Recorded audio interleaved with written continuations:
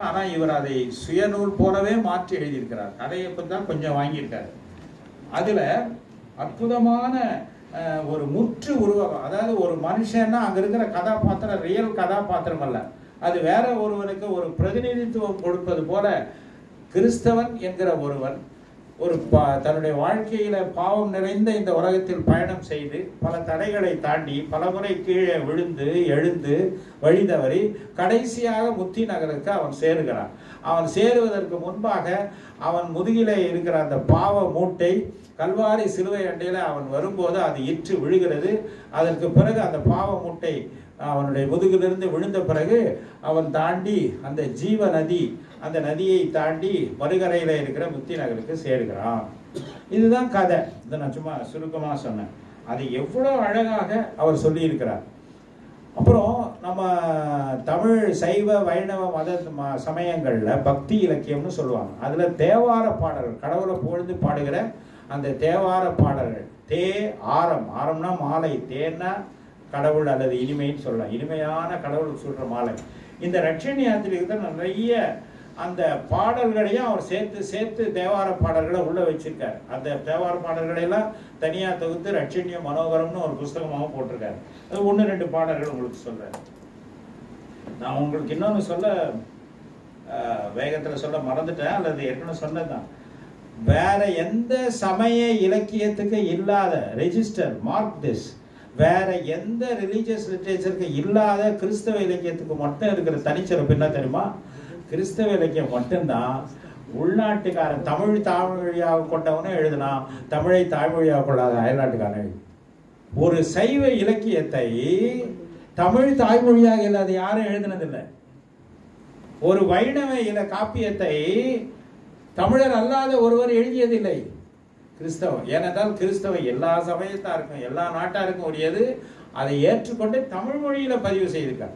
இன்னொன்னு, ஒரு சைவ காப்பியத்தை சைவர் அல்லாத ஒருத்தர் எழுதுனதில்லை. கிறிஸ்தவ காப்பியம் மட்டும்தான் கிறிஸ்தவர் அல்லாதவர் எழுதியிருக்காரு. இயேசுநாதர் சரிதையை எத்தனையோ கிறிஸ்தவர் அல்லாத, சுத்தானந்த பாரதியார் மாதிரி, கைமணி தேசிகராய் மாதிரி எத்தனையோ பேர் பாடியிருக்காங்க. இயேசு காவியம் பாடின கண்ணதாசன் கிறிஸ்தவர் இல்லைன்னு உங்களுக்கு தெரியும். உள்நாட்டவரும் பாடியிருக்கிறார், வெளிநாட்டவரும் பாடியிருக்காரு, கிறிஸ்தவரும் பாடியிருக்கார், கிறிஸ்தவர் அல்லாதவரும் பாடியிருக்காரு. இதுதான் கிறிஸ்தவ இலக்கியத்துடைய சிறப்பு. சரி, நான் இங்கே வர்றேன்.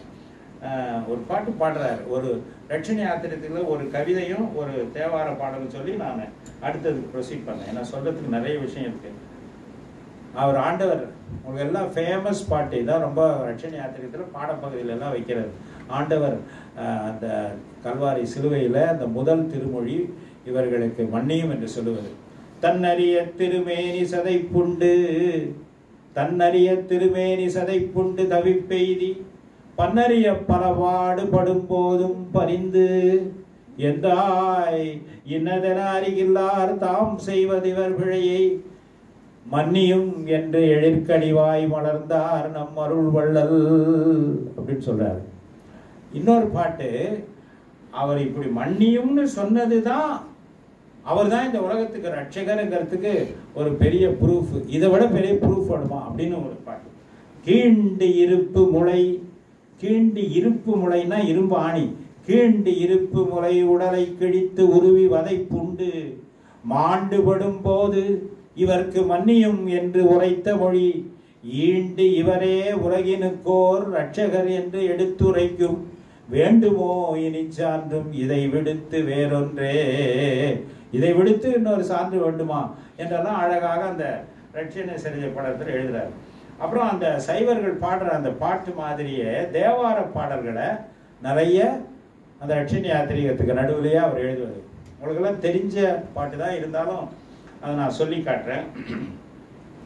சத்தாய் நிஷ்களமாய் ஒரு சாமியமும் மிலதாய் சித்தாய் ஆனந்தமாய் திகழ்கின்ற திரைத்துவமே எத்தால் நாயடியேன், எத்தால் நாயடியேன் கடை தேருவன் என் பவம் தீர்ந்து அத்தா உன்னை அல்லால் எனக்கார் துணை யாருறவே, அத்தா உன்னை அல்லால் எனக்கார் துணை யாருறவே.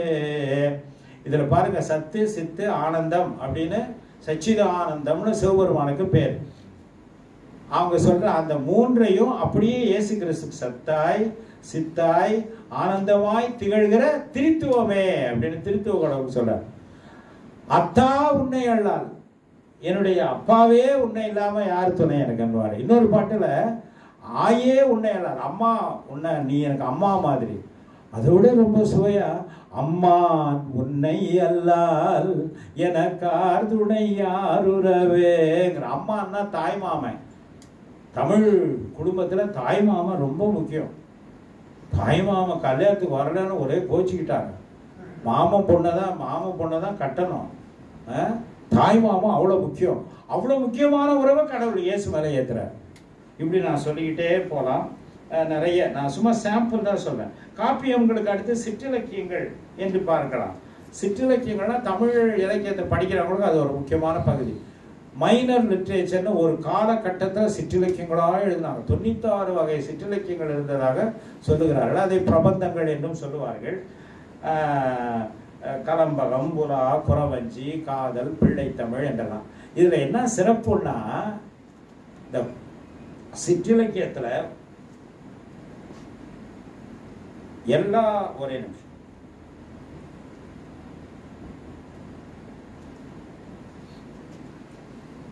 எல்லா இலக்கியத்திலையும் எல்லா இதுலையும் ஒரே கதை தான் இருக்கும்.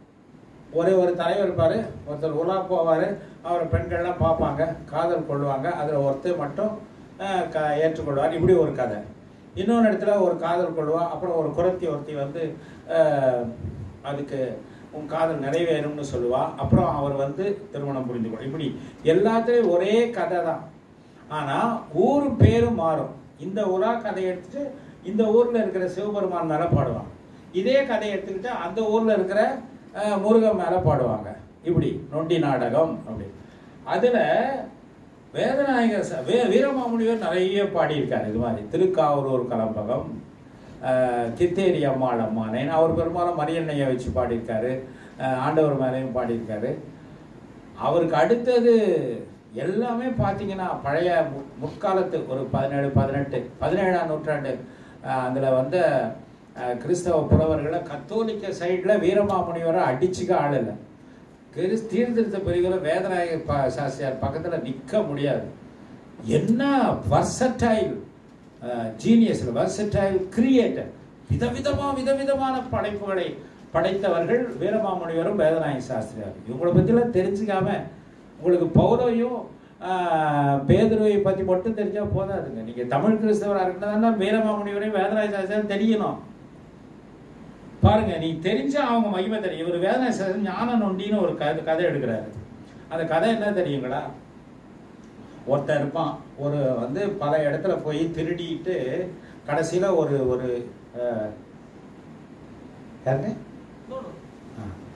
இது சொல்ல வரீங்க. எனக்கு கொடுக்கப்பட்ட நேரம் வரைக்கும் நான் முடிப்பேன். ஒருவேளை ஏதாவது வேற ஏதாவது இன்ஸ்ட்ரக்ஷன் தான் சொல்லுங்க. அது நீங்க சொல்லக்கூடாதுங்க, அமைப்பாளர் சொல்லணும். It is organiser's prerogative, not yours. Okay. இந்த நொண்டி நாடகம் என்பது எப்படின்னா, ஒருத்தர் இருப்பான், அவன் பல இடத்துல போய் திருடுவான். திருடிட்டு இப்படியே திருடிட்டே வந்து அந்த ஊர் சிற்றரசன், அந்த சிற்றரசனுடைய கொட்டில், அந்த இதெல்லாம் பழைய காலத்து கதை இல்லையா, 17-18ஆம் நூற்றாண்டு, அவனுடைய கொட்டில்னு சொல்லுவாங்க. குதிரை கட்டி வச்சிருக்கிறது அல்லது மாடு கட்டி வச்சிருக்கிறது. அங்கே போய் அதுலேயும் ஒன்று திருடிவான். இவர் எல்லா இடத்துலையும் திருடினவர் என்னன்னா இன்னமும் சொல்லுவாங்களே, கெட்டிக்காரன் புழுக்கு 8 நாள் அது மாதிரி திருட மற்ற இடத்துலலாம் தப்பிச்சுக்கிட்டு வந்தவர் சிற்றரசன்கிட்ட பாளையக்காரன்னு சொல்லுவார்கள், நிலச்சுவாந்தர்கள் அப்படின்னா. அவங்ககிட்ட தருவது மாட்டிக்குவார். மாட்டிக்கிட்ட உடனே சாதாரண இப்படி அப்படி தண்டனை இல்லைங்க, துபாயில் முஸ்லீம் கண்ட்ரியில் கொடுக்குற மாதிரி தான். அவர் மாறு கை மாறு கால் வெட்டுவாங்க, இந்த கை இந்த காலை வெட்டிடுவாங்க. அப்புறம் அவர் ஒத்த காலில் நொண்டி நொண்டி போகணும். அப்படி நொண்டி நொண்டி போவார். நொண்டி நொண்டி ஐயோ. அப்புறம் தான் அவருக்கு 3 பெண்கள், 3 பொண்டாட்டி. ஒரு மனைவி வச்சு சமாளிக்கிறதே கஷ்டம், 3 மனைவி. அதுக்கு என்னன்னா மண்ணாசை, பெண்ணாசை, பொன்னாசை, 3 மனைவியா. அதெல்லாம் உருவகமும் இருக்காது. அவரை இவங்கெல்லாம் தூண்டி விட்டு தான் இப்படி பண்ணுவாங்க. கடைசியில் போய் அவரை மாட்டிக்கிட்டு ஊர் ஊராக போய் அப்புறம் தான் பாவத்தை நினச்சி இந்த பொம்பளைங்க சொல்லி தான் எனக்கு ஓவராக போய் பணத்தை கொண்டான்னு இவ ஒருத்தர் பக்கம் பிச்சு பண்ணுறா, ஒரு பக்கம் பிக்கிறா. இந்த 3 மனைவினால நான் பட்டு இப்போ பாரு காலும் போச்சு கையும் போச்சு. போனது 2 கை போனாலும் பரவாயில்ல, 2 கால் போனாலும் பரவாயில்ல, ஒரு கை ஒரு கால் மாறி மாறி போயிடுச்சு. என்னால் ஒன்றும் பண்ண முடியல, ஆண்டவா என்னை மன்னிச்சிருன்னு நொண்டி போவோம். அப்படியே போயிட்டு வழக்கமாக அவர் முருகர்கிட்ட தான் போவார். மலை மேலே இருக்கிற ஆண்டி கோலத்தில் இருக்கிற முருகர்கிட்ட போவார். அது போய் ஆண்டி கோலத்தில் இருக்க முருகா என்னை வந்து என்னை ஆட்படி என்னை ரட்சி அப்படின்னு சொல்லி வேண்டிக்கிட்டு பாடிக்கிட்டே இருக்கும்போது, நீ உன் பாவத்தை உணர்ந்துட்டல. அப்புறம் மரக்கால் வச்சுக்கிட்டு வேற போவான். பாவத்தை உணர்ந்துட்டல, உனக்கு நான் மன்னிப்பு கொடுக்குறேன்னு முருகன் சொல்லுவார். திடீர்னு அவனுக்கு கையும் காலம் உணரும். இந்த மரக்காலை தூக்கி எரிஞ்சிட்டு போற்றி போற்றி முருகா போற்றின்னு வருவான். இது நம்ம வேதனை சாஸ்திரியார் பார்த்தாரு. மலை மேலே ஆண்டி எங்காடு இல்லப்பா அப்படி போனார். மலையாண்டி வருவாண்டி அருள்வாண்டின்னு மலை மேல கல்வாரி மலையில உயிர் கொடுத்தவர், ஆண்டி கோலத்துல உயிர் கொடுத்தவர். ஏன்னா ஆண்டவர் அல்லவா, அவர்கிட்ட வந்தாதானே உனக்கு வாழ்க்கை கிடைக்கும் சொல்லி நொண்டியாக யார் என்றால் முழு மனித குலமுமே நொண்டியாகி விட்டது. ஏதேன் தோட்டத்தில் அந்த மீறுதலை செய்ததனால் முழு மனித குலமும் நொண்டியானதாக. ஞான நொண்டி, ஊன நொண்டி இல்ல, கால் ஊனம், ஞான நொண்டி ஆனதுனால அந்த ஞான நொண்டி தன்னுடைய பாவங்களை அவன் அறிக்கை செய்து கொண்டே போய் கடைசியில மரக்கால் அவனுக்கு கிடைக்கிறது. மரக்கால் எதுனா மோசே முனிவர் கொடுத்த 10 கட்டளையை பின்பற்றதா அது மரக்கால் என்று உருவகம் செய்கிறார். அந்த மரக்காலோடு அவர் போய் கடைசியில கல்வாரி மலை மேலே ஆண்டி கோலத்தில் இருக்கிற இயேசுவிடம் வந்து தன் பாவத்தை அறிக்கையிடும்போது அவனுக்கு கை கால் வளர்கிறது, அந்த மீட்பு நாள் வருகிறான் என்று இந்த கதையை வச்சுக்கிட்டு ரொம்ப அருமையா சொல்கிறார். இவன் ஒரு நொண்டி அல்ல, அவனுக்குள்ள இந்த உலகமே நொண்டி ஆடுகிறது என்று அவர் சொல்லுவார். திருமறை ஆழம், இலக்கிய நயம், இசை நயம் எல்லாம் எனக்கு ரொம்ப சொல்லணும்னு ஆசைப்பட்டேன் நான். நீங்கள் இந்த புத்தகம் 2-3 காப்பி மட்டும்தான் இருக்குது, நீங்கள் வேணா வாங்கி படிங்கள். இதில் இந்த நானுடைய செய்யுளும் அதுக்கு விளக்கமும் கொடுத்துருக்கிறேன். அவன் சொல்கிறான், நொண்டியின் பூர்வோத்திரம்னு ஒரு பகுதி. எப்பா நான் மட்டும் நொண்டி இல்லைப்பா, பாவம் செஞ்சு நொண்டியானவன். எங்கள் பெரியப்பா யார் தெரியுமில்ல, இந்த பெரிய நாசரேத்து எந்த பந்துக்கள் வாழ்ந்திருக்கும். இப்படி வேதாகமத்தில் இருக்கிற எல்லா பாவம் செய்தவர்கள் பலரையும் எடுத்து அவர்களே எனக்கு சொந்தக்காரங்கன்னு சொல்லுவான். இந்த ஏசா சுதந்திரத்தை கவர்ந்து யாக்கோபு செஞ்சானே அவன் எனக்கு சித்தப்பன். அப்புறம் எரிகோ நகரத்தில் கண்ணமிட்டு குழி பண்ணி பாவத்தில் செத்தாங்களே ஆகானும் கன்மியும், அவங்களாம் எனக்கு அப்பா மகன் சேர்த்த கசின்ஸ் எனக்கு அப்படின்னு ஒரே நகைச்சுவையோட வேதாகம பாத்திரங்களை எல்லாம் இந்த ஞான நொண்டி. சிம்சோன் வந்து எனக்கு சித்தப்பன், சிற்றப்பனே என் பெயர் பெற்றப்பனே. தாவீது கூட எனக்கு பாட்டாளி, அந்த கூட்டாளி தாங்க. நான் ஒரு ஆள் பாவம் செய்து நொண்டியாவல, இவங்க எல்லாரும் என் சொந்தக்காரங்க தான், பெரிய பட்டியல் என்று சொல்லி அதை சுவையாக அவர் கொண்டு போகிறார். அந்த நூலை அவர் முடிக்கிற அழகு, அதெல்லாம் நேரம் ஒரு நூலை பற்றியே 1 மணி நேரம் பேசலாம். அதை முடிக்கிற போது எப்படி கொண்டாடுறாரு பாருங்க. அந்த நிறைவு வாழ்த்துல ஆதத்தை உண்டாக்கி அவன் வித்தாலே அகிலத்தை நிரப்பி வைத்த பரமன் வாழி, சோதித்த சர்ப்பத்தை தலை தகர்த்து துன்பமர பெத்தலகேம் தோன்றி வந்து சேதித்த கால் கையை வளரச் செய்த, இவனுக்கு கால் கை போச்சுல்ல, அந்த சேதித்த கால் கையை வளரச் செய்த ஜீவாதிபதி கிறிஸ்து ஜெயமாய் வாழி, போதித்து வரமளிக்கும் அரூபி வாழி, பூரணமாய் திருச்சபைகள் வாழி வாழி அப்படின்னு முடிக்கிறார். இது சிற்றிலக்கியத்துக்கு ஒன்று. சரி, மரபு இலக்கியத்துக்கு இது ரொம்ப முக்கியங்க. இதை சொல்லலைன்னா எனக்கு ஒரு நிம்மதியே இருக்காது. இந்த நூலை பற்றி சொல்லிட்டு இருக்கேன். மரபு வழியில் பலவிதமான இலக்கியங்கள் இருக்குது. அதில் திருக்குறள் மாதிரியே ஒரு கிறிஸ்தவ திருக்குறள் இருக்கு. அதில் இலக்கியத்துறையில் இருக்கிற அருக்குறள்னு சொல்லுவாங்க. அதை எழுதினவர் பாவலர் வீப்பா சுந்தரம், பெரிய இசை மேதை, மதுரை பக்கத்தில் இருந்தவர். பசுமலை பக்கத்தில் இருக்கிறவங்க, மதுரை பக்கத்தில் இருக்கிறவங்களுக்கு தெரியும். உங்களுக்கு அந்த பேஷன் பிளே, சிலுவை நாடகம் திருமலை பசுமலையில் நடக்கும்.